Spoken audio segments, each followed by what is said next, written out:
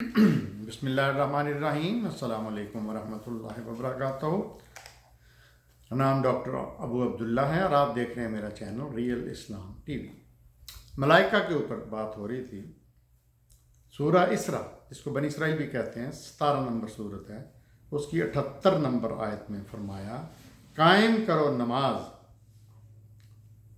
ज़वाले आफ़ताब से लेकर रात के अंधेरे तक, और फजर ब्रैकेट में नमाज भी, बेशक नमाज फजर में फरिश्ते हाजिर होते हैं। यहाँ पे एक बताया जा रहा है कि जब नमाज फजर होती है, अच्छा एक तो और बात ध्यान में रखें कि ये नमाज़ों के नाम नहीं है, फजर, ज़ोहर, असर, मगरिब, ये औकात हैं दिन के। तो जिस वक़्त जिस औकात में वो नमाज़ पढ़ी जाएगी उसका नाम वह है नमाज फजर, जो फजर के वक़्त आता है। तो अल्लाह ताला यहीं बताना चाह रहे हैं कि फजर के वक़्त फ़रिश्ते भी हाज़िर होते हैं। मशहूद लफ्ज़ बोला है। अच्छा, ये कुछ स्पेशल फ़रिश्ते हैं, क्योंकि फ़रिश्ते तो पूरी दुनिया का, कायनात का निज़ाम चला रहे हैं, यूनिवर्स का, तो हर जगह मौजूद हैं, हमारे जिस्म में मौजूद हैं, आगे पीछे मौजूद है। तो ये कुछ स्पेशल फ़रिश्ते हैं जिनको कहा गया है मशहूद। यही सूरा इसरा 17 नंबर सूरत की 95 आयत, कहो अगर होते ज़मीन में फ़रिश्ते चलते फिरते इत्मीनान के साथ, तो फिर हम ज़रूर नाज़िल करते आसमान से फ़रिश्ते को रसूल पर। वही उनका जवाब कि फ़रिश्ते क्यों नहीं नाज़िल होते। सूरा मरियम 19 नंबर 17वीं आयत, और लटका दिया उनकी तरफ पर्दा,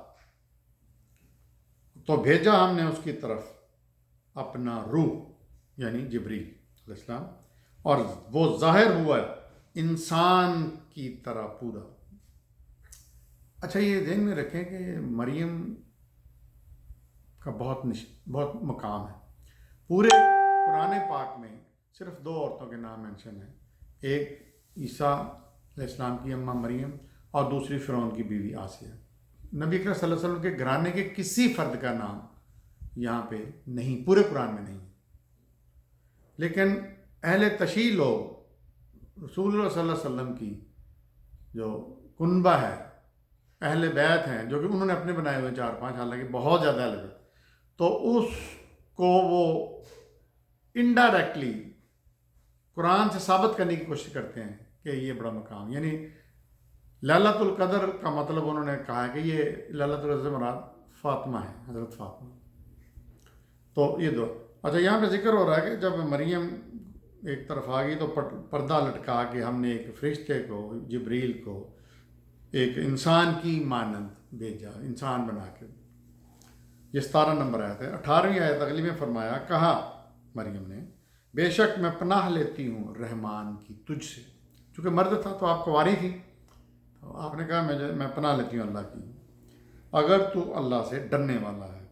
19 नंबर आयत, कहा फरिश्ते ने, दर हकीकत में भेजा हुआ हूँ तुम्हारे रब का, ताकि अता करूँ तुम्हें एक पाक लड़का। अच्छा, यहाँ पे मैं मतलब जो भी चल रहा है पाकिस्तान में या दुनिया में कि रूहुल कुद्स से मुराद जिब्रील है, लेकिन मुझे थोड़ी सी और तहकीक करनी है कि जिब्रील डायरेक्ट क्यों नहीं कहा अल्लाह ने, जो मरियम के पास आते थे, रूह क्यों कहा? क्योंकि यही वो रूहुल कुद्स, यही वो रूह है जिसको लेके ईसाइयों ने रूह को भी एक खुदा बना दिया, ट्रिनिटी, अल्लाह यानी गॉड, ईसा और रूह, उसको गोश्त भी कहते हैं, उसको स्पिरिट भी कहते हैं, पता नहीं क्या कहते हैं। तो यहाँ पे मेरी थोड़ी सी अभी तहकीक चल रही है, तो बहरहाल जो कि चल रहा है मैं जिसको जिब्रील अलैहिस्सलाम समझ के बता रहा हूँ। कहा जिब्रील फरिश्ते ने कि दर हकीकत में भेजा हुआ हूँ तुम्हारे रब का, ताकि अता करूँ तुम्हें एक पाक लड़का। फिर आगे चलते हैं अगली आयत 19वीं 20वीं में, कहा मरियम ने, क्यों करोगा मेरे यहाँ लड़का, जबकि मुझे तो किसी मर्द ने छुआ ही नहीं, और ना मैं बदकार हूँ, बदकारी करती हूँ। बड़ी सिंपल सी समझने वाली ज़बान है, बहुत सिंपल। अच्छा, 21वीं नंबर आयत अगली, कहा फरिश्ते ने, ऐसा ही होगा, कहा तेरे रब ने कि ऐसा करना मेरे लिए बहुत आसान है, कुन फयकुन, और ये कि बनाए हम उसे निशानी इंसानों के लिए और रहमत अपनी तरफ से, اور فیصلہ ہو چکا۔ نارملی جبریل یا فرشتے نبیوں پہ آتے ہیں، انبیاء پہ آتے ہیں، لیکن مریم جو ہے نہ نبی تھیں نہ رسول تھیں، اس کے باوجود یہ واحد خاتون ہے جس کے اوپر فرشتے آتے تھے، جبریل آتے تھے۔ تو فرشتے نے کہا کہ اللہ کے لیے بڑا آسان ہے کہ بغیر مرد کے تجھے اولاد دے، بیٹا دے۔ اچھا، یہ اس لیے کہ ہم اسے نشانی بنائیں انسانوں کے لیے، اور رحمت اپنی طرف سے فیصلہ ہو چکا۔ پورے انبیاء میں یہ واحد ہیں، ایک تو آدم تھے جو مٹی سے بنے، اور دوسرے یہ ہیں جو بغیر باپ کے بنے۔ باقی تمام انبیاء جو تھے وہ انسانوں کی صلب سے، انسانوں کے نطفے سے بنے، ان کے باپ تھے۔ 21 نمبر سورت انبیاء 19ویں آیت، اور وہی رب ہے ان کا جو آسمانوں میں ہے اور جو زمین میں ہے اور جو اس کے پاس ہیں، یعنی ملائکہ، نہیں تکبر کرتے اور نہ تھکتے ہیں کس چیز سے؟ اس کی بندگی اور اس کے احکامات بجا لانے سے۔ اگلی آیت 20، تسبیح کرتی ہے رات اور دن اور نہ ہی دم لیتے۔ اچھا، یعنی دن اور رات جو ہیں وہ بھی اللہ کی تسبیح کرتے ہیں۔ 103 نمبر آیت انبیاء کی 21 جو سورت انبیاء چل رہی ہے اس کی 103 نمبر آیت، نہیں غمگین ہو گئے وہ انتہائی گھبراہٹ میں، اور استقبال کریں گے ان کے فرشتے کہ یہ وہ دن ہے جس کا تم سے وعدہ کیا جا رہا تھا۔ یعنی استقبال ہے مومن لوگوں کا، نیک لوگوں کا۔ اچھا، یہاں مومن لوگوں کے بارے میں بتاؤں، یہ اہل تشیع جو ہیں وہ اپنے آپ کو مومن کہتے ہیں، بلاتے بھی اپنے آپ کو مومن ہیں، لیکن قرآن کی روح سے مومن وہ ہے جو پوری طرح سے اللہ تعالیٰ کی بندگی کرتا ہے۔ سورہ حج 22ویں سورت 75 نمبر آیت، اللہ منتخب کر لیتا ہے فرشتوں میں سے اپنے رسول اور انسانوں میں سے۔ یہاں بتانا چاہ رہے ہیں اللہ تعالیٰ کہ رسول جو ہیں انسان بھی ہیں، فرشتے بھی ہیں میرے۔ فرقان 25 نمبر سورت 21ویں آیت، اور کہتے ہیں لوگ جو امید نہیں رکھتے ہم سے ملنے کی، اللہ خود کہہ رہے ہیں کہ کیوں نہیں نازل کیے ہم پر فرشتے یا دیکھتے ہم اپنے رب کو۔ یہ مضمون پہلے بھی بات ہو چکی ہے۔ 22ویں، جس دن دیکھیں گے فرشتوں کو نہیں ہوگی ان کے لیے کوئی خوشخبری۔ 25ویں آیت، جس دن پھٹ جائے گا آسمان اور نازل کیے جائیں گے فرشتے بکثرت، یعنی روز محشر۔ سجدہ 32 نمبر سورت کی 11ویں آیت، کہو موت دے گا تم کو موت کا فرشتہ۔ اچھا، یہاں لفظ موت کا فرشتہ کئی دفعہ آیا قرآن میں، اسرائیل کا نام نہیں آیا، جو مقرر ہے تم پر، پھر تم اپنے رب کی طرف لٹائے جاؤ گے۔ احزاب 33ویں سورت 43ویں آیت، وہی جو درود بھیجتا ہے تم پر اور اس کے فرشتے بھی۔ یہ درود جو ہے یہ لفظ اردو کا ہے، تو صلوات لفظ آیا ہے، ان اللہ ملائکتہ ویصلون علی النبی، مطلب صلوات، اور وہی جو درود بھیجتا ہے تم پر بھی اور اس کے فرشتے بھی، تاکہ نکال لائیں تمہیں تاریکی سے روشنی میں، اور وہ مومنوں پر رحم کرتا ہے۔ یہاں یہ بتایا جا رہا ہے کہ رسول اللہ کے اوپر اللہ کے نبی بھی، اللہ بھی بھیج رہے ہیں درود یا ان کی تعریف جو بھی ہے، اور فرشتے بھی۔ احزاب کی ہی 56 نمبر آیت میں ہے، بے شک اللہ اور اس کے فرشتے درود بھیجتے ہیں نبی پر، اے ایمان والو درود بھیجو ان پر اور سلام بھی۔ مسلمانوں کو بھی کہا جا رہا ہے، اور ہم درود مومن بھیجتے رہتے ہیں، خصوصاً نمازوں میں تو ہم پڑھتے ہیں۔ 34ویں سورت سبا اس کی 60 نمبر آیت، اور جس دن جمع کرے گا وہ ان سب کو، پھر پوچھے گا فرشتوں سے کیا یہ لوگ تمہاری عبادت پر پوجا کیا کرتے تھے؟ یعنی کچھ لوگ فرشتوں کی بھی پوجا کرتے ہیں، ان سے سوال کیا جائے گا فرشتوں سے، جس طرح انبیاء سے سوال کیے جائیں گے۔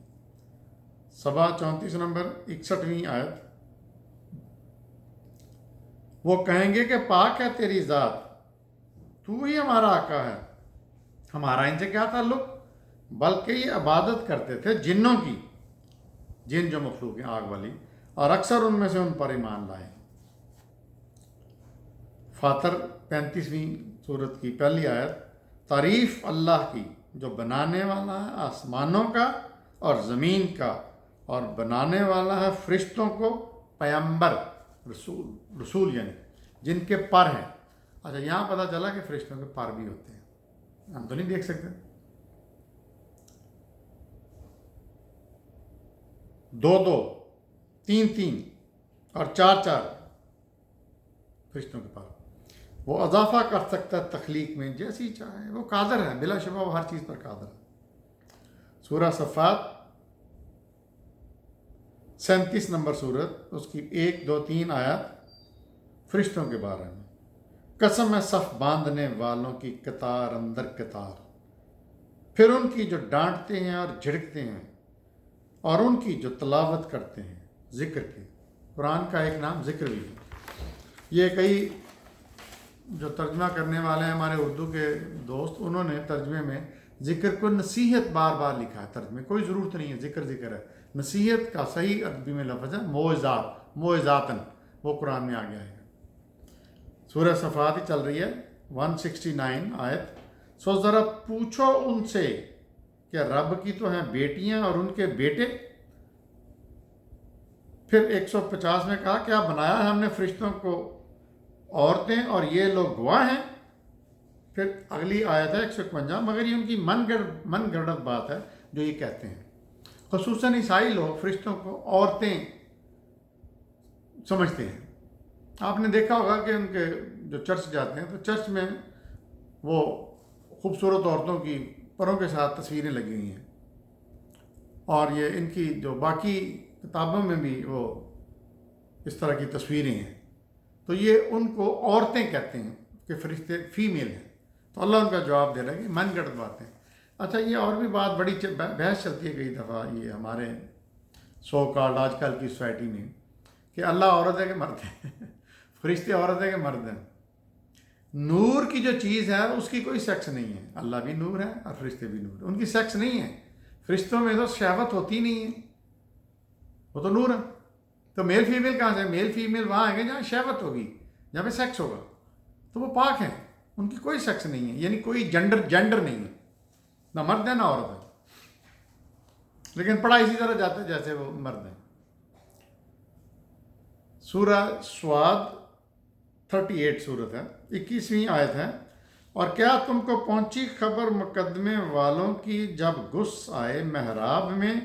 22 نمبر، جب وہ پہنچے وہ داؤد کے پاس تو وہ گھبرا گئے انہیں دیکھ کر، کہا انہوں نے ڈریے نہیں، ہم مقدمے کے فریق ہیں، ہم میں سے ایک نے دوسرے پر زیادتی کی ہے، سو فیصلہ کر دیجئے ہمارے درمیان حق کے ساتھ، اور بے انصافی نہ کریں، اور ہماری رہنمائی کریں سیدھے راستے کی طرف۔